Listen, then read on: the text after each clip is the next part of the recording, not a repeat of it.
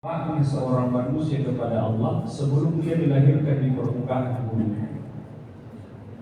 Dalam keterangan dijelaskan Bapak Ibu, manusia itu, khususnya ibu-ibu, koreksi saya kalau saya salah Bu, karena sampai sekarang saya belum pernah hamil. Itu 4 bulan kandungan seorang perempuan. Allah sudah firmankan ke dalam perut perempuan itu. Dikatakan dalam Al-Quran, summa sawwahu wa nafakha fihi min ruhi. Maka kami tiupkan ruh. Makanya sebenarnya janin seorang perempuan itu kalau sudah 4 bulan itu sudah ada ruhnya. Maka disitulah ulama kita Bapak Ibu sekalian itu berbeda pendapat menetapkan tentang hukum orang yang hamil di 4 bulan. Ada ulama yang mengatakan siapa yang hamil 4 bulan kemudian dia menikah maka tidak sah pernikahannya. Ada yang mengatakan tetap sah. Tapi yang lebih kuat sebenarnya siapa yang misalnya hamil kemudian dia 4 bulan kemudian dia menikah maka pernikahannya tidak sah, maka dia harus kembali melakukan pernikahan setelah dia melahirkan. Ini semua Pak Ibu dibuat aturan-aturan begini supaya apa? Supaya kita hati-hati dalam bergaul. Karena dampaknya bukan salah kita, dampaknya pada anak yang akan dilahirkan setelah itu. Kalau ada orang melahirkan, ada seorang perempuan yang hamil tanpa adanya ikatan pernikahan, kalau dia bertobat lillahi ta'ala karena Allah, maka tobatnya diterima Pak. Kalau dia bertobat, cuma resikonya akan terus berjalan, dampaknya akan terus berjalan sesuai dengan syariat. 1, anak itu kalau lahir tidak boleh pakai bin bapaknya.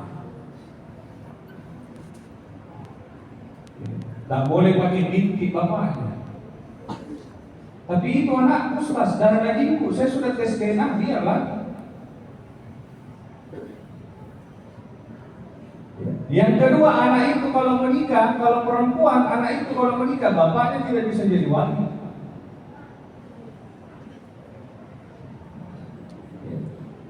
Adiknya, kakaknya yang laki-laki juga tidak bisa jadi wali. Walinya harus ke hakim. Dan yang paling parah lagi yang ketiga, kalau orang tua dari anak itu meninggal, maka anak itu tidak dapat warisan. Makanya kalau ada anak model begini Pak, kita kasih memang wasiat. Ada yang sering protes, bagaimana Ustaz? Ini kan anakku ya, itu masalahnya siapa suruh kau mencoblos sebelum hari hari.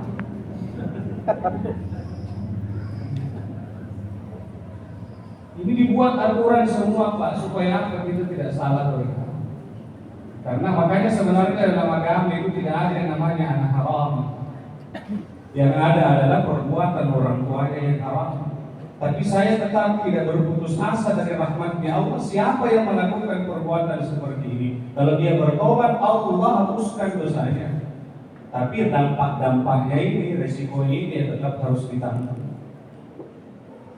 Makanya dalam agama kita kan sudah dikatakan la taqrabuz zina, jangan dekat. Mendekatinya saja dilarang, apalagi terbunuh. Nah, ketika 4 bulan ditiupkan ruh, wa ja'ala lakumus sam'a wal absara wal afidah. Bersama dengan ruh itu diikutkanlah pendengaran, penglihatan dan perasaan.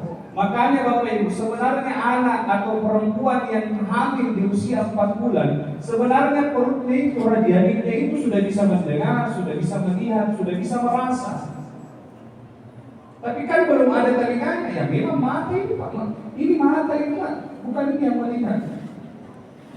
Kalau ada selalu berkata kita misalnya tabrakan jalan, kita kadang bilang yang tidak melihat apa tahu. Memang mata yang tidak melihat. Coba lihat kalau ada orang mati Pak, kalau kita pergi melayang, orang mati itu masih ada matanya tidak? Tapi kenapa dia tidak bisa lihat kita? Masih ada telinganya tidak? Kenapa dia tidak bisa dengar kita?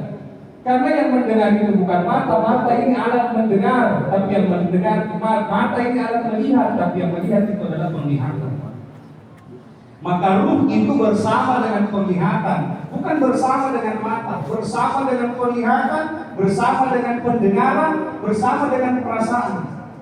Maka kalau ditarik ruh itu, maka ditariklah penglihatannya, ditariklah perasaannya, ditariklah pendengarannya. Maka sebenarnya apa orang yang suka menggunakan matanya untuk melihat hal-hal yang diharamkan oleh Allah, menggunakan telinganya untuk mendengarkan hal-hal yang diharamkan oleh Allah, maka sebenarnya dia tidak merusak matanya, bukan telinganya yang dia rusak, tapi yang dia rusak adalah ruhnya. Dan orang seperti ini tidak mungkin bisa kembali kepada Allah, tidak pantas menyandang inna lillahi wa inna ilaihi raji'un. Karena kenapa? Yang datang dari Allah itu suci, pasti kembali kepada Allah juga harus suci. Bagaimana mau suci kalau dipakai sembarang jadi? Bagaimana mau kembali kepada Allah kalau sembarang dia dengar? Maka hati-hati menggunakan. Nah, itulah sebabnya tradisi orang Indonesia pada umumnya, karena jahil itu sudah mendengar, banyaklah tradisi-tradisi kita yang mengarahkan pada kebaikan. Kadang kalau ada orang 4 bulan kandungan istrinya itu dia buat syukuran. Ya. Tapi saya sebagiannya kalau orang Sulawesi itu 7 bulan, harusnya 4 bulan, karena itu awal mendengar. Kalau sudah 7 bulan itu berkumis sudah. Terlambat gimana kita dengar? 4 bulan itu awal mendengar, perdengarkan itu ayat-ayat Allah. Hasil penelitian orang Eropa, Pak. Janin di usia 4 bulan dia suka diperdengarkan lagu-lagu klasik. Itu bisa membantu perkembangan otaknya, Pak. Orang Eropa ya, Pak. Kita kan bukan jadi orang Eropa. Kita orang Islam, ada yang sangat dianjurkan untuk diperdengarkan kepada janin di awal-awal dia mampu mendengar. Apa itu perdengarkan ayat-ayat suci Al-Quran? Tugasnya ini para bapak, istri tak hamil 4 bulan, rajin-rajin ngajikan itu calon bayi. Jangan tahu pergi di jemur saja. Bacakan Quran 4 bulan itu, supaya janin itu bisa terbentuk akhlaknya dengan baik sejak awal. Jadi sampaikan guru saya itu, rajin-rajinlah bacakan Quran. Tidak bisa dibacakan Quran, berikan itu apa sih namanya itu? Headset, bukan headset. Ada kayak apa? Tempelkan di situ. Aku suruh bapak yang mengaji, ya tahu bikin saja. Bacakan. Kata guru saya itu, anak itu kalau mau besarnya jadi cantik-cantik, digaga-gaga, bacakan surah Yusuf. Kenapa surah Yusuf? Biar kita bertabarruk, mengambil berkahnya diambil dari nama Nabi Yusuf, Nabi yang paling gagah. Ibu, tidur semua lagi. Ibu, ada yang hamil di atas? Ada? Atau tidak ada yang bisa hamil?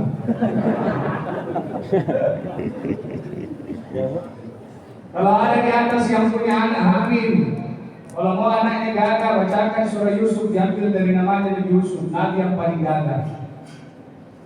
Kalau ibu-ibu mau lihat bagaimana gagahnya Nabi Yusuf, pulang ke rumah lihat wajahnya Suamita.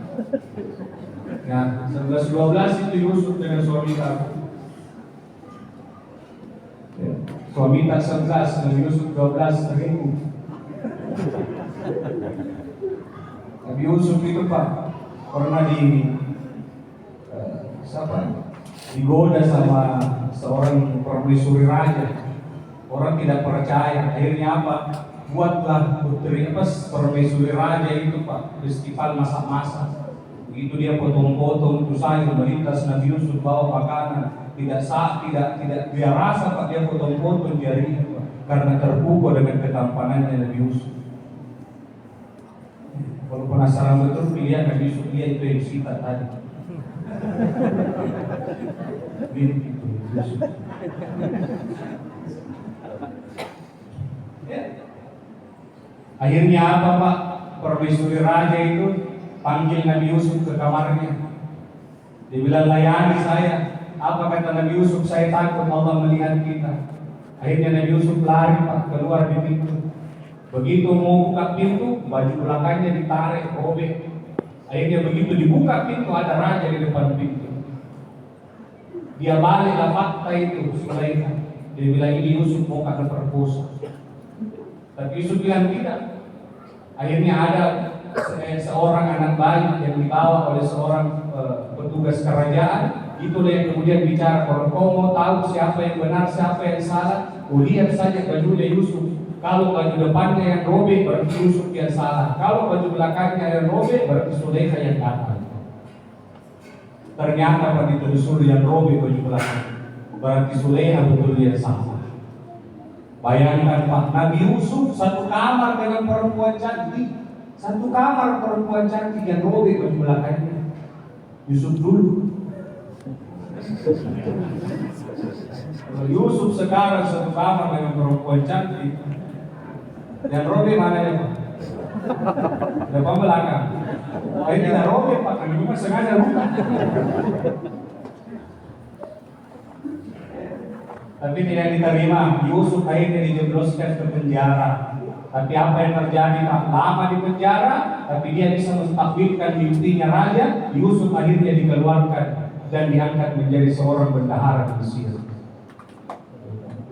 Yusuf dulu Pak, di penjara dulu baru jadi pejabat.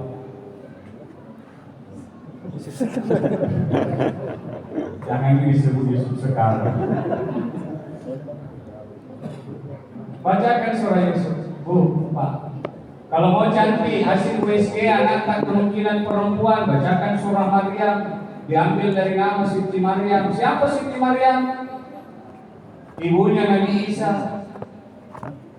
Mengapa Maryam? Maryam itu perempuan cantik dan soleha. Maryam itu punya anak tanpa suami, tapi Maryam tidak pernah disentuh oleh laki-laki. Oleh saudara-saudara kita orang Nasrani, Maryam itu diberi gelar sebagai perawan suci. Betul Pak. Maryam itu orang suci, tidak pernah disentuh laki-laki, tapi pernah punya anak. Anak kandungnya itu Isa, makanya Isa di Maryam. Maryam punya anak tanpa suami, tapi Maryam terjaga kesuciannya. Maryam dulu. Ayo, sekarang banyak muslim di Maryam. Luar biasa ini Quran. Jadi bacakan Quran. Apalagi kalau mau bagus rezeki, bacakan surah Al-Waqiah. Siapa yang istiqomah membaca Waqiah, maka Allah tidak akan miskinkan hidup-hidupnya sampai mati. Mau bagus nanti jodohnya, bacakan surah Ar-Rahman. Mau cepat dapat jodoh itu baca Ar-Rahman dari malam.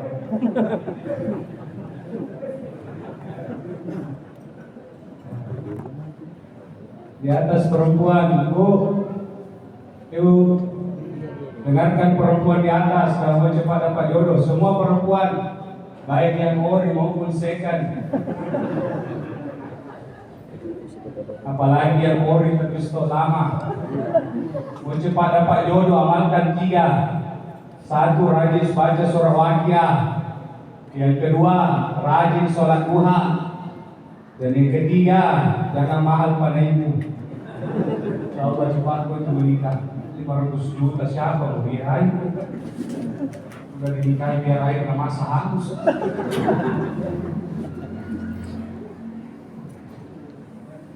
Apalagi mau bagus kedudukan jabatan, baca surah Al-Waqiah, Al-Mulk. Tabarakalladzi biyadihil mulk. Ini kemarin Pak banyak yang baca. Ada juga baca ayat kursi, tapi nggak dapat di kursinya, nggak lupa di ayat. Saya diajarkan guru saya Pak, tapi ini terakhir. Kalau ada orang sakaratul maut Pak, sakaratul maut lama tidak mati, tapi modelnya sudah sekarang. Coba-coba tanya apa dulu kebiasaannya waktu hidup. Siapa tahu dia mantan kepala apakah, mantan ketua apakah. Kalau dia punya jabatan di masa lalu, bacakan itu surah Al-Baqarah dengan berharap ya Allah berkah dengan surat kedudukan, surat kerajaanmu ini. Kalau ada dosa-dosa jabatannya ini yang mau meninggal, ampuni. Kalau memang umurnya masih panjang, sembuhkan. Kalau memang sudah ajal, dan mudahkan. Bacakan itu surah Al-Baqarah. Bahkan ini dianjurkan dibaca sebelum tidur. Siapa yang baca surah Al-Baqarah sebelum tidur di malam hari, maka Allah akan mudahkan nanti urusannya di dalam kubur. Ini dia itu 30 ayat nih Pak, satu lembar. Banyak manfaatnya. Terakhir, surah Yasin. Banyak orang selalu beranggapan Yasin itu selalu berkaitan dengan orang mati. Padahal Yasin itu disebutkan sebagai jantungnya Al-Quran. Anak tak nakal-nakal tuh Pak, bacakan Yasin. Ya. Kalau perlu sambil tidur, bacakan Yasin. Sambil diingatkan, ya Allah, sebagaimana Engkau jadikan Yasin sebagai jantungnya Al-Quran, maka jadikan juga hatinya, perbuatannya anakku seperti Al-Quran.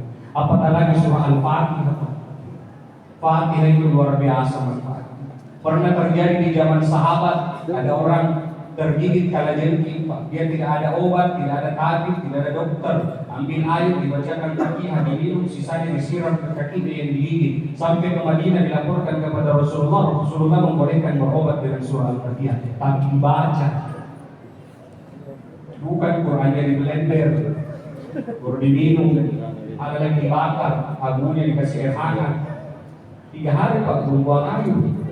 Karena kertas dia makan, Quran dibaca baru. Ya, Ibu, ada saya mau kasih tahu ini khusus untuk perempuan Pak. Saya diajarkan oleh guru saya supaya suami itu bisa taat sama istrinya. Mau Ibu? Mau. Bacanya surah Al-Fatihah. Bacakan ke tengkuknya suami tak 40 kali surah Al-Fatihah. Tahu tengkuk tuh sini? Apakah bahasanya di sini? Belakang ini, belakang leher. Bacakan 40 kali surah Al-Fatihah, tapi jangan sampai tahu suami tak. Gak boleh dia tahu. Tidur di Ustaz, jangan nanti bangun. Kapan nih pasti nak kunci motor. Nah, sudah step itu di depan tak, bacakan cuma 40 kali sudah.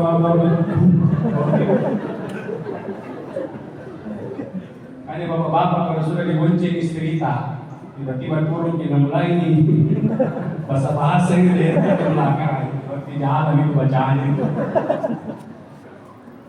Bacakan Fatihah. Mulai kalau ada suami kita cuman warkop Nabi. Dari jam 7 pagi sampai jam 7 malam warkop. Bacakan Fatihah. Sudah Ustaz bacakan Fatihah dan belum bisa sadar bacakan Yasin. Lengkap dengan tahlilnya. Ya jadi luar biasa ini Pak Quran. Dibacakan, dijamin, yang sementara mendengar, yang baru mendengar. Karena di usia 4 bulan kandungan seorang perempuan, itulah awal manusia mendengar. Maka diperdengarkan Pak, segala sesuatu yang didahului dengan pendengaran Pak, itu jauh lebih mudah dipaham. Makanya Bapak coba bandingkan antara kita mendengar ceramah dengan membaca ceramah. Itu jauh lebih cepat kita tangkap ketika mendengar daripada membaca. Karena kenapa? Indra yang pertama kali Allah ciptakan itu adalah pendengaran, baru pembicaraan. Maka kalau kita mampu menjaga semua ini, insya Allah akan berikan kita kesucian di dalam ruh. Dan insya Allah ketika kita kembali kepada Allah, ruh ini akan kembali kepada pemiliknya, yakni Allah Subhanahu Wa Taala. Insya Allah kita lanjutkan nanti setelah salat subuh. Mudah-mudahan Allah memberikan kita kesehatan. Terima kasih. Adanallahu wa iyyakum ajma'in. Wallahul muwaffiq ila aqwamit thoriq. Assalamualaikum warahmatullahi wabarakatuh.